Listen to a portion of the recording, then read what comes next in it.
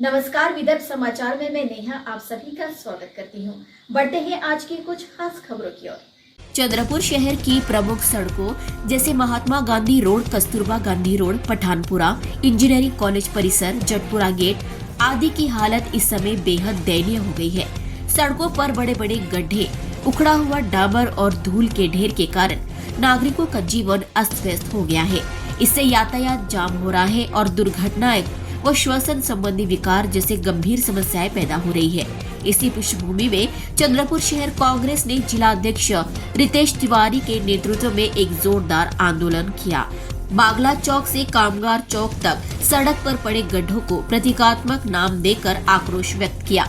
चंद्रपुर ऐतिहासिक, औद्योगिक और शैक्षणिक दृष्टि से महत्वपूर्ण शहर है और यहाँ प्रतिदिन बड़ी संख्या में नागरिक और बाहर से आने वाले वाहन आते हैं। हालांकि स्थानीय जनप्रतिनिधियों की उदासीनता के कारण पिछले कई वर्षों से सड़कों की मरम्मत नहीं की गई है।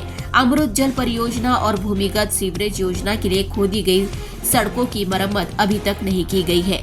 नगर निगम की लापरवाही का खामियाजा नागरिकों को भुगतना पड़ रहा है। धूल के कारण सांस लेने में तकलीफ हो रही है और गड्ढों के कारण दुर्घटनाओं का खतरा बढ़ गया है।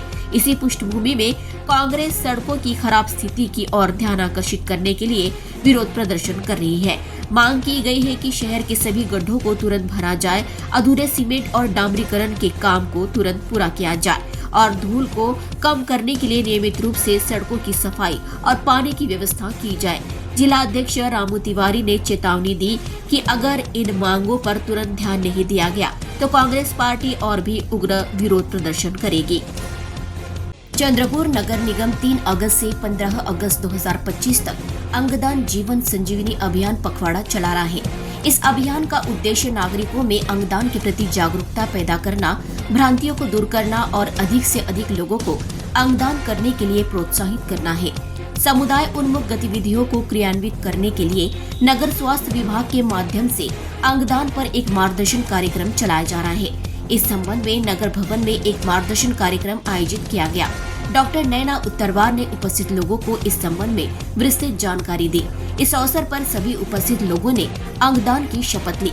अंगदान को मृत्युपरांत दान के समान सर्वोच्च माना जाता है।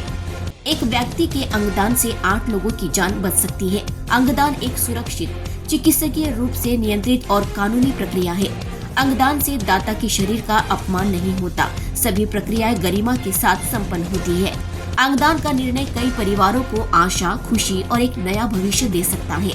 आंखें, हृदय, गुर्दे, यकृत, फेफड़े, अग्नाशय आदि अंगों के प्रत्यारोपण से मरीज को नया जीवन मिलता है। कुछ अंग रोगी को वर्षों से डायलिसिस से मुक्ति दिला सकते हैं। कार्निया प्रत्यारोपण से दृष्टिहीन व्यक्ति की दृष्टि वापस आ सकती है। एक तरह से हम मृत्यु के बाद भी समाज के लिए काम कर सकते हैं। अंगदान से जुड़ी भ्रांतियों को छोड़कर मृत्यु के बाद अपने अंगदान का संकल्प ले। आपका एक निर्णय कई परिवारों के लिए आशा की किरण जगा सकता है। ऐसा आह्वान विपिन पालीवाल, आयुक्त चंद्रपुर नगर निगम, इन्होंने किया है। सांसद प्रतिभा धानोरकर ने दिल्ली में केंद्रीय शिक्षा मंत्री धर्मेंद्र प्रधान से मुलाकात कर 2 अहम मांगे रखी। जवाहर नवोदय विद्यालयों की बदौलत हजारों गरीब बच्चों को योग्यता के आधार पर अच्छी शिक्षा मिली है और कई छात्रों ने बड़े मुकाम हासिल किए हैं। हालांकि हर जिले में एक ही नवोदय विद्यालय होने के कारण कई इच्छुक छात्र उस विद्यालय में पढ़ाई नहीं कर पाते। इसलिए उन्होंने हर जिले में 2 या उससे ज्यादा विद्यालय स्थापित करने की सार्वजनिक मांग की है।